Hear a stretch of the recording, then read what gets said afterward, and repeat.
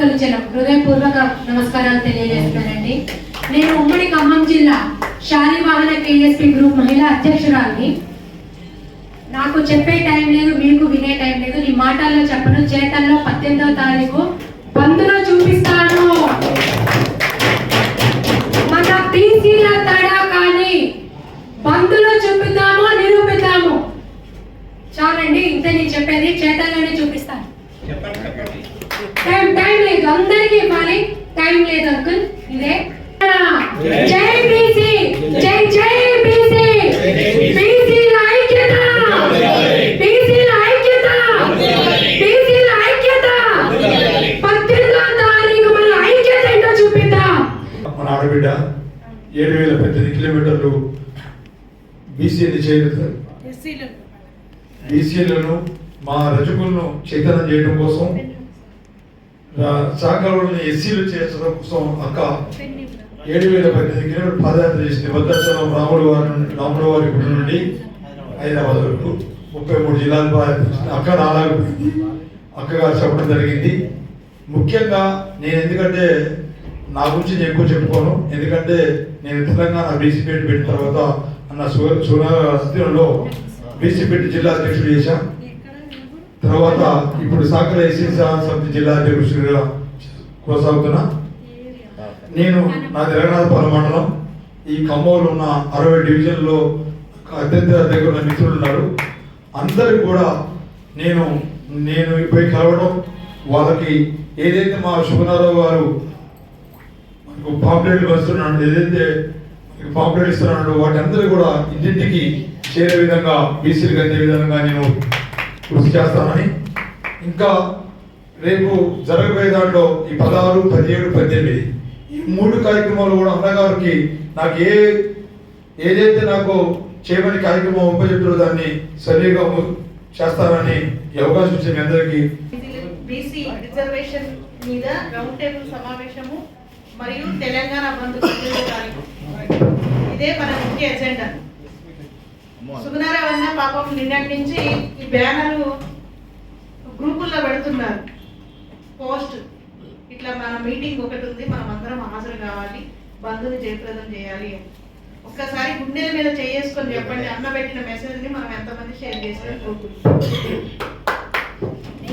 ఇప్పుడు మనం మీటింగ్ పెట్టారు, మేము ఆల్రెడీ ఇంటెలిజెన్స్ వాళ్ళు నాకు ఫోన్ చేస్తే నేను గబుక్కున నా సెల్ ఇచ్చేసి ఇక్కడ ఉన్న మీటింగ్ సమావేశాన్ని ఎమ్మటే పంపించాను. నేను ఫోటోలు 4-5 తీసి మనకు బంధు ఎంత గట్టిగా చేశాము అనే దానికంటే అసలు మనం పిలిపించినటువంటి బంధు ఏదైతే ఉందో మన మెసేజ్ మన వాయిస్ ద్వారానే బంద్ అవ్వాలి. ఆ రోజు బంద్ కంటే ముందే మనం బంద్ చేయాలి, అంటే మన అంత స్ప్రెడ్ చేయాలి.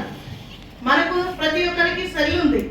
సార్ చెప్పారు ఇందాక, పాపం ఆ సార్కి అసలు అవసరం లేదు, ఆర్థికంగా అన్ని విధాలుగా నవీన సార్ సెట్ అయి ఉన్నారు. ఎందుకు తిరుగుతున్నారు, ఎవరి కోసం తిరుగుతున్నారు? మన కోసమే తిరుగుతున్నారు, మన కోసం. మా ఇంట్లో ఒక నెల రోజుల నుంచి ఒక డిస్కషన్ జరుగుతుంది. మా పాప రోజు బాధపడుతుంది. ఎందుకు అంటే నీట్ పరీక్ష రాస్తుంది పాప, మంచి మార్క్స్ వచ్చాయి.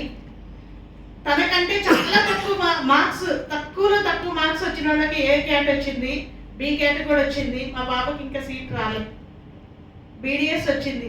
ఎందుకమ్మా మనం ఏం తప్పు చేసినాం? మేము కష్టపడి 2 సంవత్సరాలు కోచింగ్ తీసుకొని చదివాను, ఎందుకు మనకి రాలేదు? వాళ్ళకి ఎందుకు వచ్చింది అంటే వాళ్ళు కూడా మనకంటే ఎక్కువ అప్పుడు కష్టపడ్డారమ్మా, వాళ్ళ వివక్షత ఎదుర్కొన్నారు, వాళ్ళ రిజర్వేషన్ కష్టపడి సాధించారు, సో వాళ్ళకి వచ్చింది. మనం ఇప్పుడే స్టార్ట్ అయింది మనకి రిజర్వేషన్, మనం కూడా పోరాడాలి, మనం కూడా తెచ్చుకోవాలి అంటే అయితే మా పిల్లలకు వస్తుందేమో అంటుంది మా పాప. అప్పుడు దాకా కాదమ్మా, ఇప్పుడే వస్తుంది, నువ్వు కూడా రోడ్డు మీదకి రావాలి, ఇప్పుడు మనకి అవకాశం వచ్చింది అని చెప్తే చాలా సంతోషపడింది పాప. అంటే ప్రతి ఒక్క ఫ్యామిలీలో, మన బీసీ ఫ్యామిలీలో ఇలాంటి పరిస్థితే ఉంది. ఇవాళ మేము అనుభవిస్తున్నాం, చెప్పుకోకూడదు. కొన్ని అవకాశం ఒక్కసారే వస్తుంది, మనం ఏంటి అనేది చూపించేటువంటి అవకాశం, అదృష్టం బాగుండి ఇప్పుడు వచ్చింది మనకి. ఇప్పుడు ఎవ్వరు వెనక తగ్గాల్సిన అవసరం లేదు. ఉంటే ఉంది, పోతే పోయింది, ఏం కాదు. మనందరం కూడా గట్టిగా బయటకు రావాలి, పోరాటం చేయాలి, మన వాయిస్ని వినిపించాలి. వాళ్ళ ఒక వేదికని సుగుణారావు ఏర్పాటు చేశారు. పాపం అన్న ఒక 4 రోజుల నుంచి చెప్తా ఉన్నారు చెయ్యాలి, పెట్టాలి, చెందాలి అని. ఎవరో ఒకరి ముందుకు రావాలి. వచ్చింది ఇవాళ సుకునారావు అన్న. మనందరం పదవులు ఉంటే ఎండిపోతే ఇవేమి మనకి అధికారం వచ్చే పదవులు కావు కదా. మనందరం కూడా రిజర్వేషన్ సాధించుకుంటే ఆ రాజకీయాల్లో ఉన్నటువంటి మనకి అవకాశం వస్తుంది, వాళ్ళకి కాదు. సో మనందరం కూడా నేను కోరుకునేది ఒకటి, గ్రామ స్థాయి నుంచి మార్పు రావాలి. గ్రామంలో ఎవరెవరైతే కులవృత్తులు చేసుకునే వాళ్ళు ఉన్నారో ఆ కులవృత్తుల్ని సరే వాళ్ళు అందరూ రోడ్ల మీదకి వచ్చి బంద్ చేయకపోయినా ఆ వృత్తుల్ని బంద్ చేయాలి. అక్కడ ఇవాళ మా బంధు మేము పనికిరాము. సో అలా బంద్ చేయాలి. ఎవరైతే బంధుకు వస్తారో వాళ్ళందరూ కూడా వాళ్ళ వాళ్ళ కుల సంఘాల కండవలు వేసుకొని రోడ్ల మీదకి రావాలి. వాళ్ళ కుల సంఘాల కండవలు వేసుకొని మనం ఎప్పుడైతే రోడ్ల మీదకి వస్తామో మన కులం పబ్లిసిటీ అయితే పలానా కులం కూడా వచ్చి బంధులో పాల్గొననేది వాయిస్ బయటికి వెళ్ళిపోయినటువంటి మెసేజ్ ని మనందరం కూడా స్ప్రెడ్ చేసుకోవాల్సిన అవసరం ఉంది. నా వంతుగా నా దగ్గర 113 కుల సంఘాల అధ్యక్ష కార్యదర్శుల పేర్లు, ఫోన్ నెంబర్లు ఉన్నాయి, ఎంబీసీల నెంబర్లు ఉన్నాయి, సంచార జాతులు ఉన్నారు, డిఎన్ఏలు ఉన్నారు, మహిళలు ఉన్నారు, నాయకులు ఉన్నారు. అందరికీ కూడా పలాని 18వ తారీఖు రోజు బంద్ ఉంది, మీరందరూ పాల్గొనాలి అని చెప్తాను. ఇన్ఫర్మేషన్ స్ప్రెడ్ చేస్తాను, సోషల్ మీడియా కూడా ద్వారా స్ప్రెడ్ చేస్తానని తెలియజేసుకుంటూ, అలాగే ఈ అవకాశం ఇచ్చిన అందరికీ కూడా సమావేశమైనటువంటి అన్ని కుల సంఘాల, బీసీ సంఘాల ప్రతినిధులందరికీ తెలంగాణ ముక్తి కోసం, విముక్తి కోసం పోరాటంలో ముందున్నటువంటి బీసీలందరినీ ఇవాళ చూడగలిగారు. ఒక 15-20 సంవత్సరాలు అందరూ బీసీలే.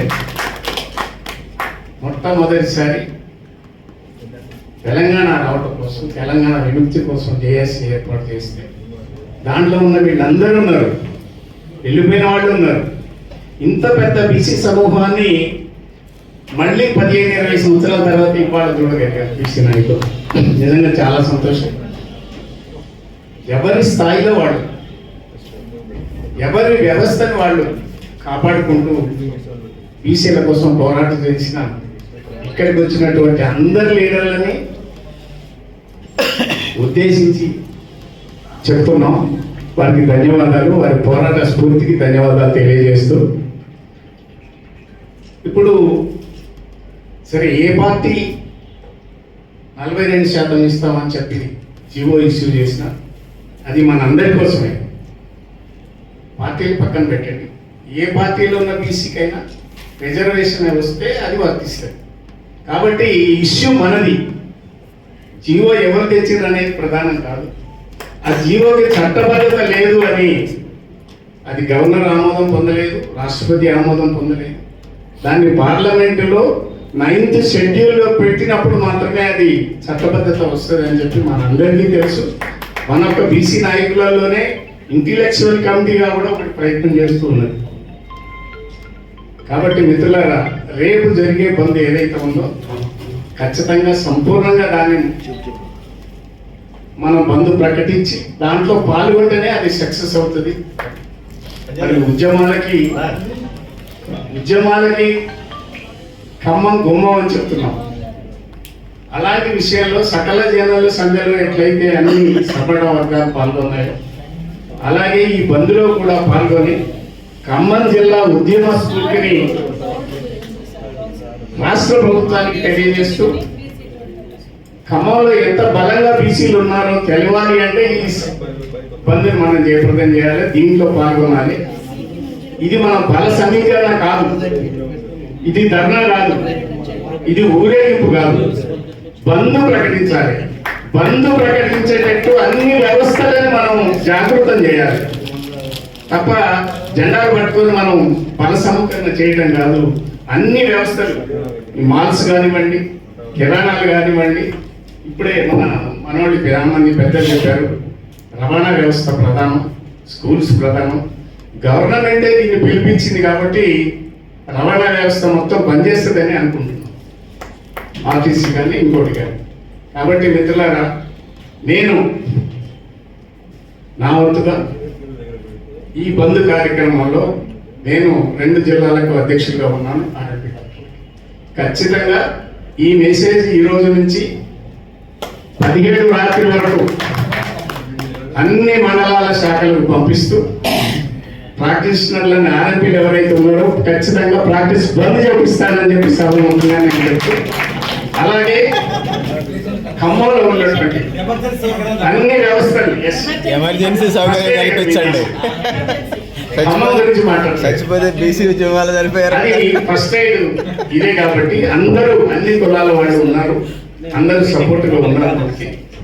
కాబట్టి మిత్రులారా, అలాగే నా వృత్తి వ్యవస్థతో పాటుగా బీసీలలో ఉన్న నాకు పరిచయాలందరితో మాట్లాడుతూ ఈ బంధువులు సంపూర్ణంగా మద్దతిస్తూ నా శాయశక్తులకు కృషి చేస్తానని చెప్పి తెలియజేస్తున్నాను. బీసీ సహోదరులందరికీ సహోదరునికి సహోదరులకి నమస్కారం.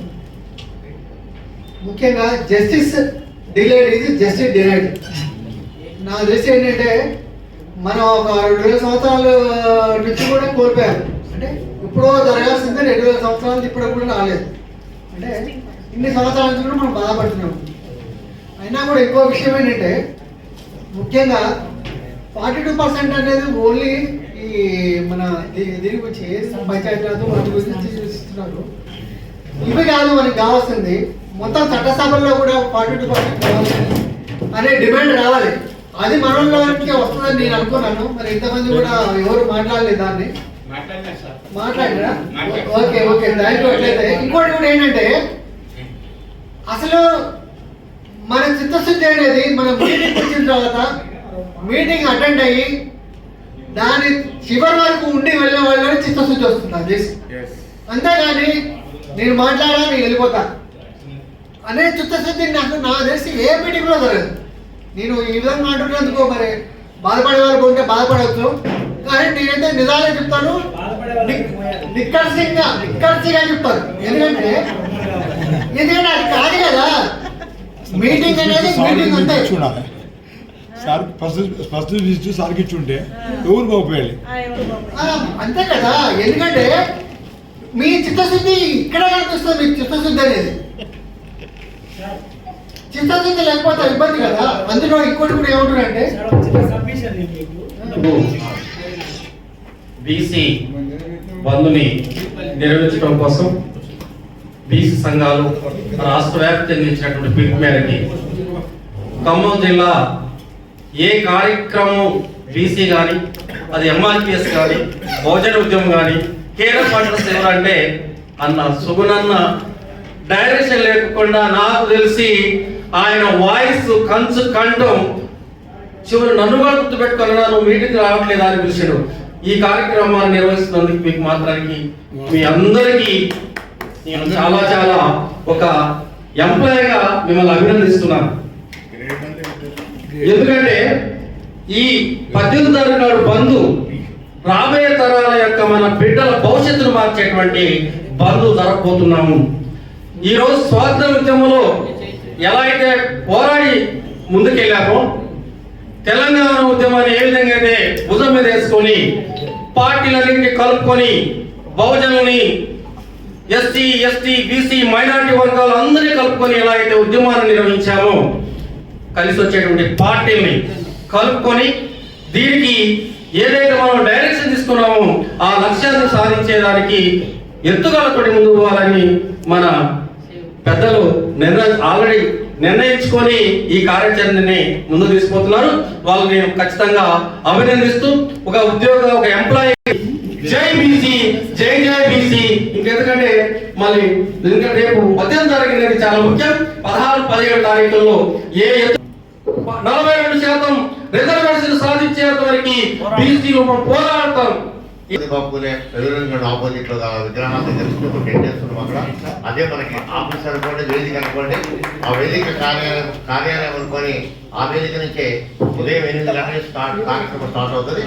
ఎక్కడ కలవాలన్నా అక్కడి నుంచే కేంద్రీకృతమై బయలుదేరాలని చెప్పి మనవి చేస్తున్నాం. దండలేసి అక్కడ పేలుండి జనం ఎక్కువ ఇక్కడ దండలేసి బెంజిలేన్ టౌన్ ఆపోజిట్ లో రేపు జరగబోయేటటువంటి బీసీ ఉద్యమానికి సహాయ సహకారాలు అందిస్తూ ముందుకు వస్తామని తెలియజేస్తూ, అదే విధంగా ఈనాడు బీసీలకి first Telugu Desam party NT Rama Rao గారే బీసీలకి రిజర్వేషన్ తీసుకొచ్చిన వ్యక్తి. నేను అదే పార్టీలో ఉన్నా కాబట్టి నేను ఈ రోజు కూడా అదే పార్టీలో ఉండడానికి కారణం అదే. బీసీలకి ఆయన ఇచ్చినటువంటి స్ఫూర్తిగానే దాన్ని పట్టుకొని ఉన్నారు. రేపు రాబోయే నేను చేసేది కూడా బీసీసీ పదవే కాబట్టి బీసీలకి ఎక్కడ ఏ ఇబ్బంది జరిగినా నా పార్టీ తరఫున నేను నా నాయకుల చెప్పినటువంటి విధానానికి నేను ఎప్పుడు కట్టుబడి ఉంటాను. నా భవిష్యత్తు మిత్రుల కోసం నేను పనిచేస్తానని మీకు తెలియజేస్తూ ఈ అవకాశం ఇచ్చిన నాకు తెలియదు. బీసీ ప్రతినిధులందరికీ కూడా ముందు హృదయపూర్వక ధన్యవాదాలు తెలియజేస్తున్నాను. అన్న, సమాజంలో సగం అనే మనం ఎప్పటికీ వెనకబడే ఉంటున్నాం. ఈరోజు మీరు ఏదైతే బీసీ రథచక్రాలు ముందు పోవడానికి మేము ఎస్సీ ఎస్టీలుగా ఒక మీరు పోయే ఇరుసుకి కందనలాగా ఉండి మిమ్మల్ని ముందుకు నడిపేయడం కోసం మేము ఆహర్నిశలు కష్టపడతామని ఈరోజు మీ అందరికీ నేను హామీ, అంటే మా సమాజం నుంచి మీకు ఒక హామీ అయితే ఇవ్వగలుగుతున్నా. మీరు నిరంతరం ఎలగడం అంటే ఇక్కడ రాజ్యాన్ని పరిపాలించడం అనుకోవచ్చు, లేదా రాజ్యాంగంలో మన పరిపాలన సాగించడం కోసం కొవ్వొత్తిలాగా మీరు కలుగుతుంటే ఆ నూనె కావడానికి ఎస్సీ ఎస్టీలు మీ పక్కనే ఉంటారని, ఎస్సీ ఎస్టీ మైనారిటీలు మీ పక్కనే ఉంటారని తెలియజేయడానికి మేము చాలా సంతోషపడుతున్నాం అన్న. ఇన్నాళ్ళకి ఈ భారతదేశానికి స్వతంత్రం వచ్చిందా అని అనిపించింది నాకు. ఎందుకంటే 42% రిజర్వేషన్లు అనే ఒక ప్రకటన అసెంబ్లీలో ప్రకటించిన తర్వాత మాకు నా మిత్రులు ఉన్న అంటే ఓసీ రెడ్లు కావచ్చు, కమ్మలు కావచ్చు ఫోన్ చేసి అరే మా పని అయిపోయిందిరా బాబు, ఇక మా అన్ని 3 రెడ్లు వచ్చినాయిరా, మేము ఏం చేయాలి బాబు అంటున్నారు వాళ్ళు పల్లెటూళ్ళలో ఉండోళ్ళు. ఎందుకురా అంటే ఇంకేంద్రా అంటే నీ వాళ్ళతో ఒకటన్నా, అరే ఇప్పుడు కూడా నేను చూస్తున్నా మా బీసీలు కానీ ఎస్సీలు కానీ ఎస్టీలు కానీ సర్పంచులు కూడా దగ్గర మా బతికేంద్ర మీరు వచ్చిందనక మా వాళ్ళు అంతే ఉంటున్నారు కదా అంటే, ఒరి నాయన ఇంకా మీకు తెలియదురా, ఈ 5 సంవత్సరాల తర్వాత మళ్ళీ మీకోసం మేము ఎదురు చూడాల్సిన పరిస్థితి వచ్చింది అనే ఒకటైతే వచ్చిందన్న. దీన్ని ఈ వెన్నులో ఉన్న చలిని ఈ ఏదైతే వాళ్ళకి చలి పుట్టిందో దాని అంతే కంటిన్యూ కావాలంటే మనందరూ ఇదే ఐక్యంగా ఉండాలి, ఐక్యంగా పోరాడాలి అన్న. ఇంకొక విషయం అన్న నేను చెప్తున్నా, అంటే ఒక చదువుకున్న వ్యక్తిగా చెప్తున్నా, అంటే నా తోటి బీసీలు వాళ్ళు ఎంత ఇదవుతున్నారంటే అన్న, మీ ఒక్క విషయంలో మాత్రం దృష్టి పెట్టాల్సిన అవసరం ఉంది. ఏ విషయం మీద అంటే అన్న, ఈరోజు ఒక నోటిఫికేషన్ రిలీజ్ అయినప్పుడు ఎస్సీలకి ఫీజు రాయితీలు ఉంటున్నాయి కానీ పాపం బీసీలకి లేవన్నా.